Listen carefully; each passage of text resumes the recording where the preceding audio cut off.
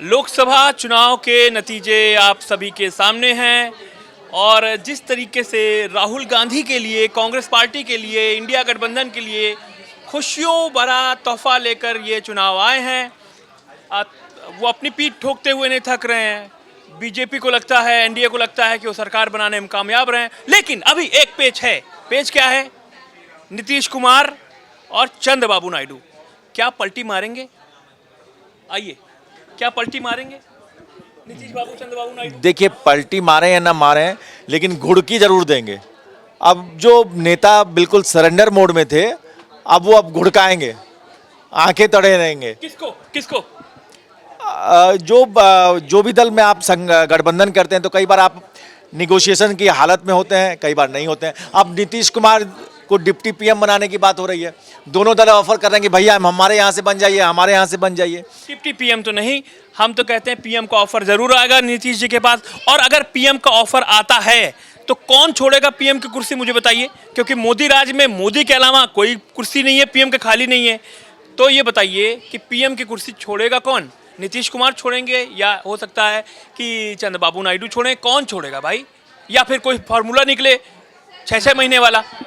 देखिए, 6-6 महीने का फार्मूला तो नहीं निकलेगा, लेकिन ये जो पूरा नतीजा है उसमें संदेश ये है कि एक डेमोक्रेसी में आप जब जाते हैं, एक संसदीय राजनीति में जब आप जाते हैं, तो कई बार क्या होता है कि एक तरफा जनादेश जो है वो सत्ता को कई सारे ऐसे फैसले लेने के लिए आज़ादी दे देता है जिसमें कई बार जनता का हिस्से नहीं रहता है। यानी कि आप कह रहे हैं कि मोदी सरकार के 10 सालों में मनमाने तरीके से काम हुआ? मैं मनमाने तरीके से नहीं कह रहा हूँ, मैं ये कह रहा हूँ कि जैसे 400 पार का जो नैरेटिव था, 400 पार का नैरेटिव, उसके बाद कई सारी नए नए ऐलान थे, मंगलसूत्र आया, टोटी आई, तमाम चीजें आई। हाँ, और जो जनमानस है, जो क्राउड है, जो लोग हैं, तो अब क्या होता है कि कई बार हार या जीत दोनों ही स्थितियों में आत्ममंथन करने की जरूरत होती है। ये हार, जश्न की बारी है, जश्न कर रहे हैं, आत्ममंथन नहीं हो रहा। जश्न जब आप टारगेट बड़ा कर लेते हैं ना, तो सरकार एनडीए की अभी इस आंकड़े के साथ बनने में कोई दिक्कत नहीं है। पहले से घोषित गठबंधन है, राष्ट्रपति को बुलावा देने में कोई दिक्कत नहीं है।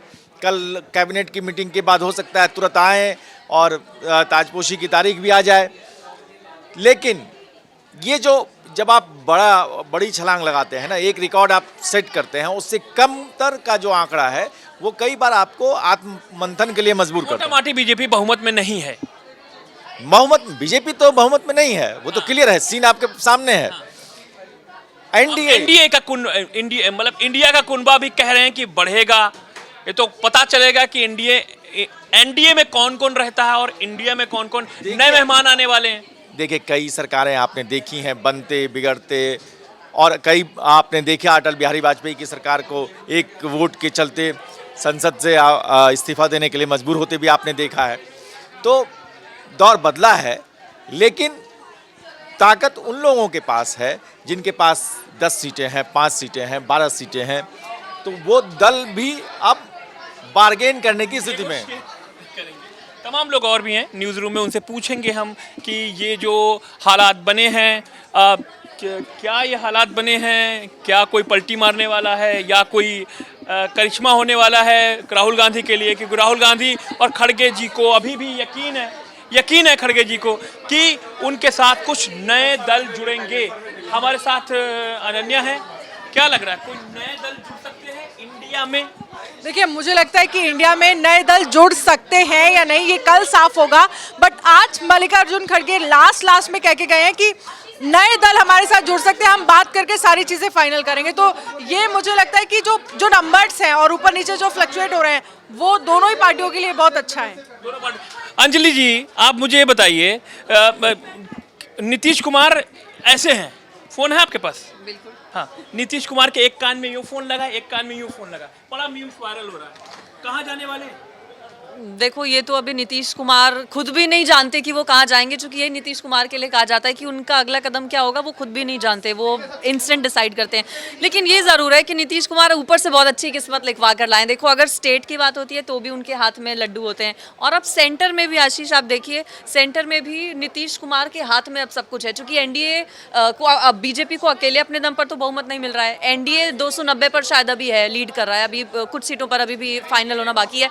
लेकिन अगर नीतीश कुमार, शायद 15 या 16 सीटें आई हैं, अगर वो नीतीश कुमार हाथ पीछे 12 खींच लेते हैं, कम हो गया होगा, अगर नीतीश कुमार हाथ पीछे खींच लेते हैं तो फिर यहाँ पर गड़बड़ा सकती हैं सभी जो स्थितियाँ हैं। तो एन फैक्टर उसमें नीतीश कुमार भी हैं, और एन फैक्टर मैं इसलिए कह रही हूँ चूँकि उसमें चंद्रबाबू, उसमें टीडीपी भी है, हाँ चंद्रबाबू नायडू भी हैं, तो एक बहुत बड़ा फैक्टर ये दोनों नेता भी फिलहाल हो गए हैं। तो देखते हैं नीतीश कुमार किस ओर जाएंगे, हालांकि मुझे लगता नहीं है कि इंडिया के साथ वो जाएंगे, एनडीए के साथ ही रहने वाले हैं, तो ये तो साफ है कि मुझे नहीं लगता, लेकिन अच्छा मुझे नहीं लगता पीएम की कुर्सी कौन ठुकराएगा, मुझे बताइए, अगर पीएम पद का ऑफर इंडिया की तरफ से आता है। डेफिनेटली अभी तो चूंकि दोनों ने डेप्यूटी पीएम का 6 महीने के लिए प्रधानमंत्री बन जाए, लेकिन ये तो मुहर लग जाएगी ना, नीतीश का सपना पूरा हो गया, प्रधानमंत्री बन गए। मैंने शुरुआत में कहा कि नीतीश बाबू भाई क्या करेंगे, नीतीश बाबू सबके, बिहार में ही पोस्टर्स भी लगते हैं कि नीतीश बाबू सबके हैं, अब किसके होंगे क्यों चाचा? उनके लिए तो ना जाने क्या क्या कहा जाता है। तो ये नीतीश कुमार मुझे लगता है खुद भी नहीं जानते, वेट करते हैं, अभी वेट एंड वॉच वाली स्थिति है, कल शाम तक या शायद परसों तक पूरी पिक्चर हो जाएगी क्लियर। अब की बार 400 पार, अब की बार 400 पार वाले लोग मुंह छुपा रहे हैं, आप देख सकते हैं। एक वो पर्चा था जिस पे लिखा था 400 450 के दावे किए गए इधर से, क्या ये यही पर्चा है? एक पर्चा है जिस पे दीपांशी ने लिखा था, क्या लिखा था मैं पढ़ के बताता हूँ, सरेआम पढ़ के बताना ही पड़ेगा मुझे। 400 प्लस बीजेपी, एनडीए नहीं, बीजेपी 400 प्लस, बीजेपी 400 प्लस, और इंडिया को मात्र 30 सीटें इन्होंने दी थी। अब मैं पूछना चाहता हूँ इसका कारण क्या है? अयोध्या में राम मंदिर भी बन गया, राम मंदिर के बाद क्या हुआ कि वहाँ फैजाबाद से बीजेपी हार भी जाती है चुनाव, और मेरठ में जो भगवान राम के किरदार उन्होंने निभाए, मात्र 10,000 वोटों से जीते। अगर वहाँ बसपा का प्रत्याशी अच्छी तरीके से फाइट नहीं करता तो वो सीट, क्योंकि 84-85 हजार वोट बीएसपी को वहाँ पे मिले हैं, और अगर बीएसपी वहाँ से ठीक से नहीं प्रत्याशी होता या कुछ होता, गठबंधन होता, वो ठीक से नहीं लड़ता, तो ये जो 10,000 की जीत है ये पूरी तरीके से हार में बदल जाती है। ठीक है, मैं एक्सेप्ट करती हूँ, अच्छा प्रदर्शन तो नहीं रहा था, बट फिर भी मेजॉरिटी में है। आप देख लीजिए इंडिया गठबंधन के पूरा मिलाकर भी कोई अभी तक 100 पे नहीं आया है। कांग्रेस ही अभी तक, हमारे डाटा में तो 99 ही चल रहा है, उसने अकेले ने भी अभी तक कांग्रेस फेर में फंसी हुई है, जो भी है अभी तक तो हम 99 चला रहे हैं, सेंचुरी भी नहीं, हमारे डाटा ने नहीं बताया अभी, हमारे 99 पे ही है। डाटा आ जाएगा, मिल जाएगा वो भी। ठीक है, और अरुण गोविल जी की बात है तो वो तो पहले से ही थोड़ा सा डाउटफुल था, बट उन्होंने फिर भी इतना अच्छा काम किया, पहली बार उतरे हैं, थोड़ा सीधे टाइप के आदमी है। मेरठ वालों ने वोट नहीं दिया, उनको बताइए। जिता दिया ना, इतना वोट तो दिया, ठीक है। अब बीएसपी से देखिए ना, त्यागी को उतार दिया उन लोगों ने, अब थोड़ा जातिवाद वाला वो बट गया, उस चीज़ में वोट काफ़ी बटे, बट फिर भी राम जी को जो हमारे उधर से, जो हमारे होम टाउन से जो काफ़ी सपोर्ट था, हाँ, नहीं खरगौदा से काफ़ी सपोर्ट था, और वो सपोर्ट दिखा भी है। सब हम लोग भी खुद वहाँ वोट डालने के लिए गए थे, स्पेशली यहाँ से, तो वो सपोर्ट ने कहीं ना कहीं काम किया है। और ठीक है कि अपोजिशन में अगर वो स्ट्रांगली आती है अब की बार इंडिया गठबंधन, तो अच्छा है ना कि बीजेपी इससे थोड़ा सबक ले और अच्छे से काम करे। और जो हमारी एक शिकायत थी कि अपोजिशन कहीं खड़े होने लायक नहीं है, कम से कम वो मुंह दिखा पाएगा तो अच्छा ही है। हाँ, कम से कम इतनी तो तानाशाही बोलने में भी नहीं होगी कि अब की बार 400 पार टाइप। क्यों आशीष जी, आशीष जी, अब की बार 400 पार आपका एक आंकड़ा था, लेकिन मुझे लगता है वो आपका मेरा आंकड़ा नहीं था। हाँ, मैंने दिया था। हाँ, एक आपका भी आंकड़ा था, पर्चे में लिखा हुआ है। हाँ, 275 का। लेकिन मुझे लगता है कि वो 275 का आंकड़ा जो है वो भी प्लस माइनस के हिसाब से सही बैठा नहीं। प्लस माइनस नहीं, वो एग्जैक्टली वही बैठा, 10-15 आंकड़े पीछे बीजेपी का था वो। बीजेपी उससे 50 सीटें पीछे। 50 नहीं है, 275 मैंने दिया था। बीजेपी है इस समय 240, 30 पीछे है, 35 पीछे है, तो उतना तो चलता है। 15, 20, 25, 30 का आगे पीछे तो चलता है। पीछे की बात होती है। हाँ, तो आप वो चीज़ें हैं, लेकिन इस बार जो रिजल्ट आया उसमें कई फैक्टर हैं जो सर्वे एजेंसी काम नहीं आई। कोई सर्वे एजेंसी नहीं, जितने एग्जिट पोल है आप ट्विटर पर जाकर देखिए, इतने मजे लोग ले रहे हैं एग्जिट पोल के आंकड़े को दिखाकर, तो एग्जिट पोल तो विश्वास लायक नहीं रहा किसी का। प्रधानमंत्री कौन? प्रधानमंत्री के लिए इंतजार करना होगा आपको। हो सकता है कि मोदी जी खुद भी नहीं चाहें कि हम प्रधानमंत्री बने, क्यों ऐसा क्यों? क्योंकि ये लंगड़ी सरकार होगी, क्योंकि प्रधानमंत्री क्या करेंगे फिर? मोदी जी क्या करेंगे फिर आगे? मोदी जी जब बीजेपी की जो केंद्रीय चुनाव समिति की टीम है वो डिसाइड करेगी, संघ डिसाइड करेगा कि मोदी जी अब आगे क्या करेंगे। अब यहाँ पर जो है संघ ज़्यादा पावरफुल हो जाएगा। संघ ज़्यादा पावरफुल हो जाएगा, मुझे लेकिन लगता नहीं है। अगर ये देखिए तस्वीरें भी आ रही हैं, अमित शाह और राजनाथ सिंह दोनों लोग वहाँ पहुँच चुके। थोड़ी देर में प्रधानमंत्री मोदी भी पहुँचेंगे। अब आरुषि रह गई हैं और भाई प्रधानमंत्री कौन? अगर देखिए इस जो चुनाव हुआ है ना, इसने काफ़ी मतलब बहुत बड़ा उलटफेर देखने को मिला है। कहाँ पुण्या से पप्पू सिंह पप्पू जीत गए, जो जीतने का कुछ था नहीं। किसी ने अमरावती से जीत गए, वाराणसी से इसमें ईरानी। देखिए जो ताल ठोक रही थी कि हमने राहुल गांधी को भगा दिया, चाहे वो रायबरेली से, चाहे वो हारेंगे, चाहे अमेठी से भागेंगे। देखिए वही उल्टा उनके पास आ गया। केएल राहुल ने हराया उनको, केएल शर्मा ने हराया। केएल शर्मा ने हराया। मोदी जी आ चुके हैं और कुछ लोग जश्न मना रहे हैं इस बात का भी, क्योंकि अभी जब राहुल गांधी भी आए थे तब उस दौरान भी तालियां बजी थी। अब मोदी आए तो उस दौरान भी तालियां बज रही हैं। आरुषि हमारे साथ हैं। आरुषि, आपका डाटा तो मुझे लगता है सभी लोग जितने उसमें 20 से 25 लोग थे, मेरा सर्वे सबसे सटीक रहा। मुझे लगता है ये सारे लोग 500-500 रुपये मुझे देंगे। कम से कम 25 लोग उसमें थे, 25 लोग मुझे 500 रुपये उस चर्च के हिसाब से मुझे देना चाहिए। क्या लगता है? सर मुझे लगता है कि देना तो चाहिए, क्योंकि उस आंकड़े के हिसाब से कोई भी सटीक नहीं बैठा। ले दे के सर ही हैं जो थोड़े बहुत सटीक बैठे, क्योंकि सर ने इंडिया गठबंधन को भी आंकड़ा दिया है, बीजेपी को भी दिया है, एनडीए को भी, मतलब इक्वली दिया है। मुझे ऐसा लगता है कि हाँ आपको तो मिलने चाहिए। 200 रुपये के हिसाब से 5000 रुपये तो आपको मिलने चाहिए ना 5000 रुपये। ये देखिए मन में लड्डू फूटा। अब मिलेंगे नहीं मिलेंगे अलग बात है, लेकिन मिलने चाहिए। क्या लगता है कौन, अगर इंडिया की सरकार आती है, वैसे तो अभी संभव नहीं है, तो प्रधानमंत्री को किसको देख रहे हैं आप? मैं तो जिस तरीके से जलवा दिख रहा है प्रधानमंत्री मोदी का, अब मुझे लगता है मोदी जी ही प्रधानमंत्री बनेंगे। लेकिन अगर ट्विस्ट होता है, अगर इंडिया की सरकार बनती है तो पीएम फेस के तौर पे मैं राहुल गांधी को देखना चाहूंगी। और हालांकि कुछ भी हो सकता है, शायद इंडिया गठबंधन अगर आएगा तो फिर वो बोलेगा कि हमें पीएम बनना है, हमको पीएम बनना है। लेकिन मैं अपने दिल से मैं राहुल गांधी को पीएम के तौर पे देखूंगी। वो अभी बहुत दूर है। और आप बोलना चाहेंगे कुछ? प्रधानमंत्री किसे बनते देखना चाहते हैं? देखना चाहते क्या, डेमोक्रेसी में नंबर का खेल है और नंबर में एनडीए है तो मोदी ही बनेंगे। मोदी बनेंगे। मोदी तो पहुंच गए, प्रधानमंत्री कौन? मोदी और क्या? और अगर इंडिया अगर जोड़ तोड़ की सरकार बनाने में रहता? अभी तो सर आई नहीं है, जब आएगी तब देखेंगे। अभी नंबर तो है, मीटिंग हुई, नीतीश और चंद्रबाबू नायडू का फोन पहुंचा, और अगर वो मान गए तो क्या? तो सर आप राहुल गांधी को बनाना चाहेंगे क्या? राहुल गांधी तो वैसे भी छोड़ देंगे, क्योंकि अगर वो मान गए तो कोई और ही होगा। तो फिर खड़गे को बनाना चाहेंगे कि प्रियंका को? आप किसे बनाना चाहेंगे? अरे हमारी छोड़ी, आप बताइए ना। देखिए सब अपने मन में रखे हुए हैं। अगर इंडिया की सरकार आई तो प्रधानमंत्री किसे देखना चाहते हैं? इंडिया की सरकार तो आ नहीं रही है।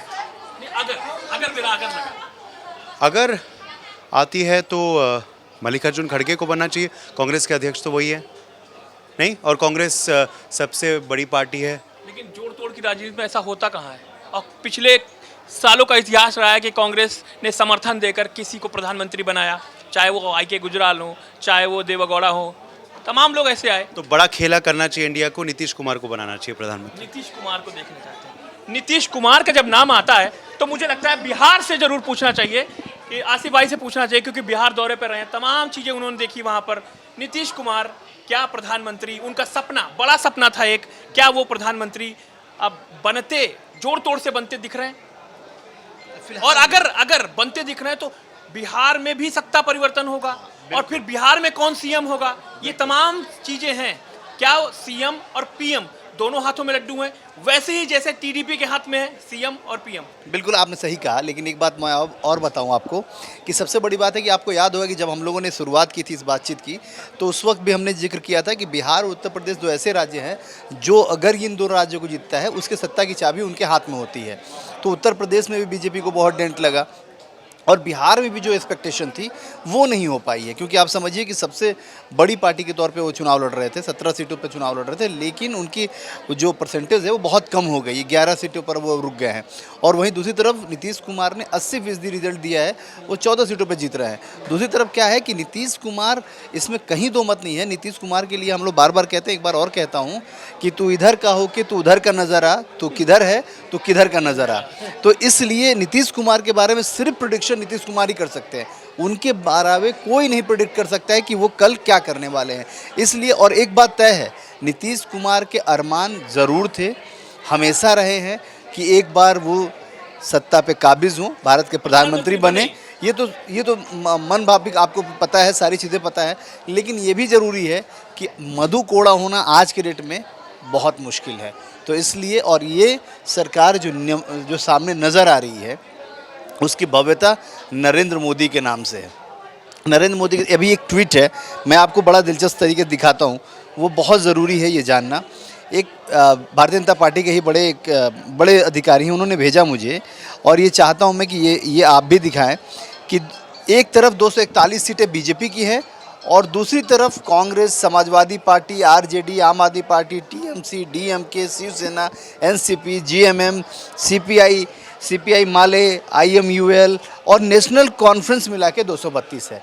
तो ये मार्जिन अपने आप में समझ में आता है कि क्या है। खड़े होते हैं जब ये 400 पार का स्टैंडर्ड सेट कर दिया जाता है और फिर बहुत नीचे हो जाता है, तो फिर इस पे सवाल खड़े होते हैं। एकदम सही कह रहे हैं। और ये तो पहले से था कि हम मिलकर हराएंगे बीजेपी को। निश्चित तौर पे, लेकिन एक बात होता है कि अगर ये सिर्फ बीजेपी 241 है, बीजेपी के लोग भी अगर मिला ले तो 300 के पास आंकड़ा आसपास पहुंचता है। एनडीए दो लोग जो आपने कहा कि नीतीश कुमार और चंद्रबाबू नायडू, तो मैं नीतीश कुमार के बारे में कह दूं कि नीतीश कुमार अभी कोई बड़ा निर्णय नहीं लेने जा रहे, क्योंकि जो चीज़ें उनको उधर से मिलेगी वही चीज़ें इनको इधर से मिलेगी।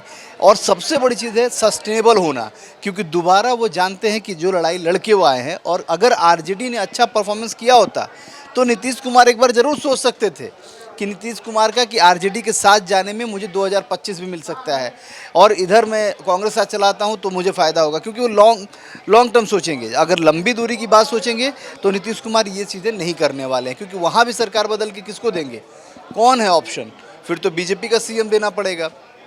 बेटे को वो लाना चाहते हैं। मैं आपको एक और जानकारी दे दूं कि अब वो अपने बेटे को भी पॉलिटिक्स में लाने की तैयारी कर चुके हैं, और तैयारी ये हो गई है कि बहुत चंद दिनों में उनकी विधिवत घोषणा हो जाएगी। वो आ रहे हैं, तमाम बातें करते हैं, परिवारवाद है, आप अपने बेटे को लाने की तैयारी। राजनीति में कभी कोई चीज़ ऐसा सस्टेबल रहा है? राजनीति राज करने की नीति को कहते हैं, और राजनीति ऐसी चीज़ है, न परमानेंट दोस्त न परमानेंट दुश्मनी। तो ये बात आप बेहतर मेरे से जानते हैं। तो ये बातें हैं। हमारे साथ राकेश सर से बात करना चाह रहा, लेकिन वो थोड़ा बिजी लग रहे हैं। एक मेरे सहयोगी हैं, उनसे भी मैं बात करना चाहूँगा, और उनसे बात पूरी नहीं होगी तो शायद ये बात पूरी नहीं होगी।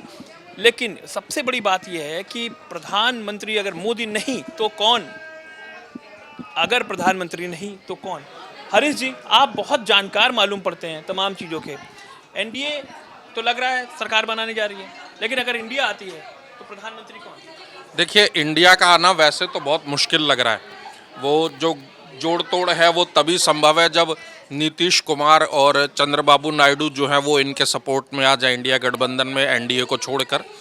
और उसके बाद भी कम से कम 10-12 सांसदों की और ज़रूरत पड़ेगी, जो निर्दलीय से और बाकी जगहों से पूरे किया जा सकते हैं। इसलिए बहुत मुश्किल है। लेकिन अगर इंडिया गठबंधन सरकार बनाता है तो मुझे लगता है कि कांग्रेस इस बात पर सहमत नहीं होगी कि प्रधानमंत्री की कुर्सी किसी और के लिए छोड़ी जाए, क्योंकि उससे तो होना ही पड़ेगा, तभी हो पाएगा। नहीं, आप समझिए, क्योंकि कांग्रेस सबसे ज़्यादा सीट पर लड़ी, सबसे बड़ी पार्टी वही है।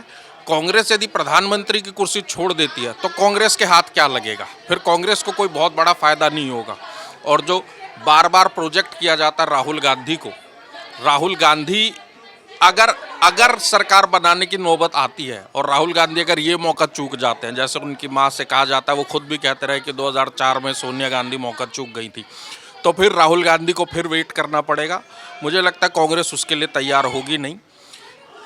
ये संभव है कि नीतीश कुमार को अपने साथ मिलाने के लिए कोई और बड़ा पद दे दिया जाए, कोई डिप्टी पीएम का पद एक क्रिएट करके उनको दे दिया जाए, या ये हो सकता है कि उन्हें ये लॉलीपॉप दे दिया जाए कि आपको बाद में 1 साल के लिए 6 महीने के लिए प्रधानमंत्री का पद दे देंगे, या कुछ डील, मतलब वो कोई भी डील हो सकती है। मैं सिर्फ स्पेकुलेशंस की बात कर रहा हूँ।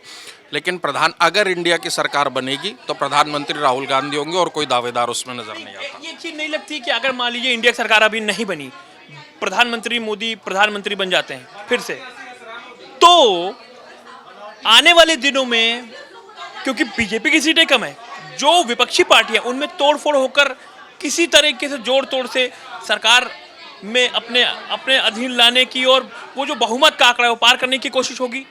देखिए, वहाँ भी अगर आप देखेंगे एनडीए में भी, तो ये 2 ही बड़े पॉलिटिकल पार्टीज हैं जिनकी हम अभी बात कर रहे थे, टीडीपी और जेडीयू।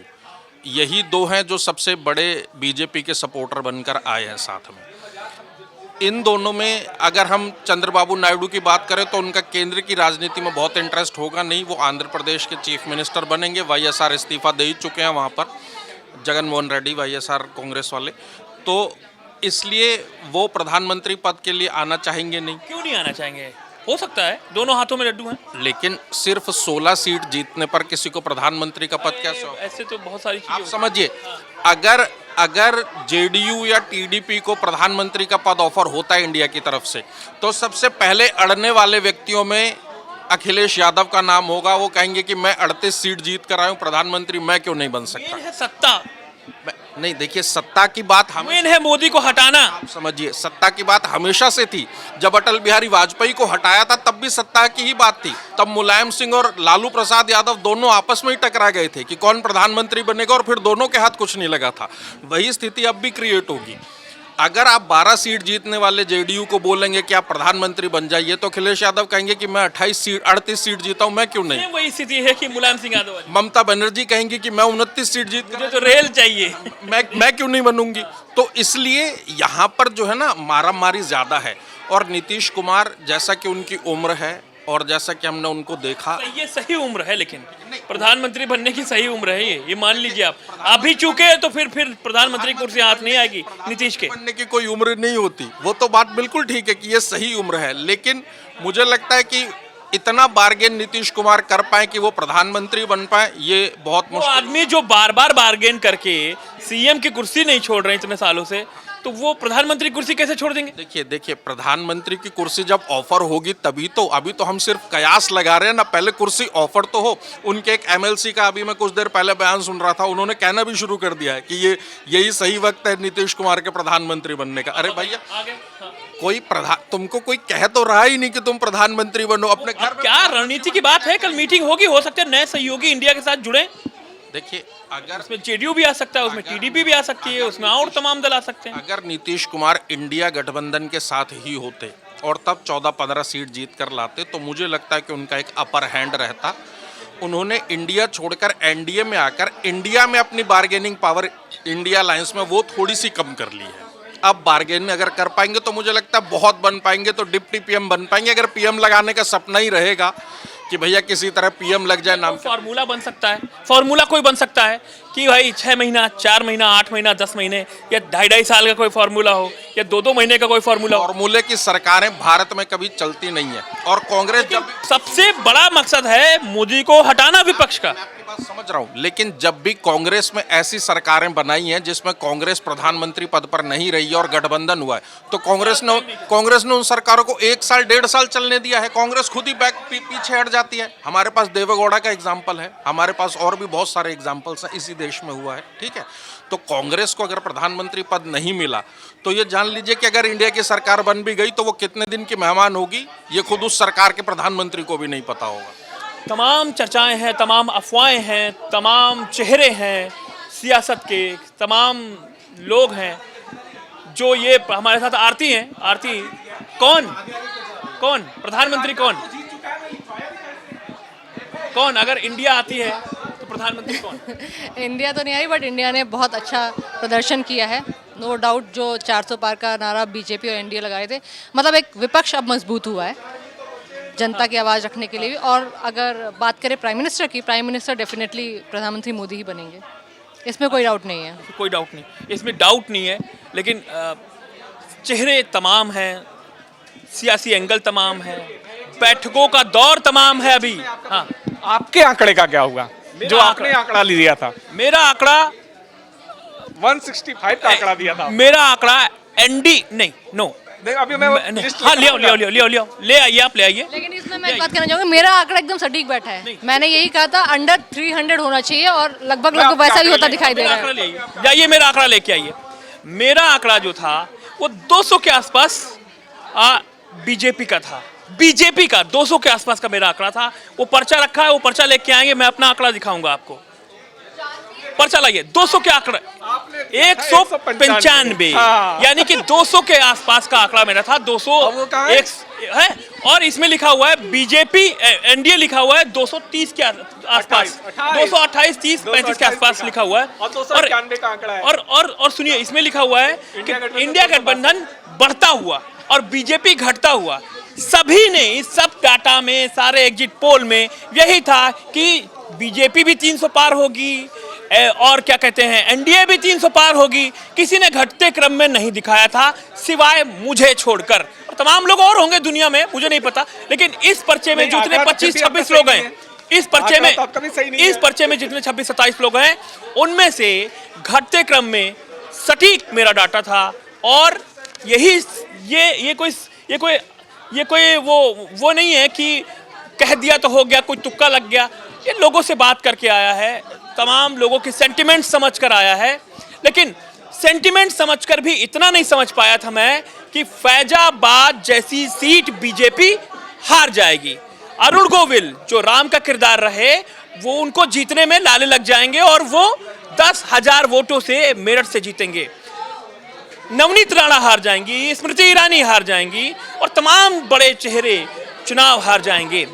अब चुनाव के बाद की सियासत होने वाली है, कौन होगा चेहरा, ये बड़ा सवाल है। आपको किसे देखना है प्रधानमंत्री बनते, वो आप नीचे कमेंट बॉक्स पे लिख के बता सकते हैं। नमस्ते।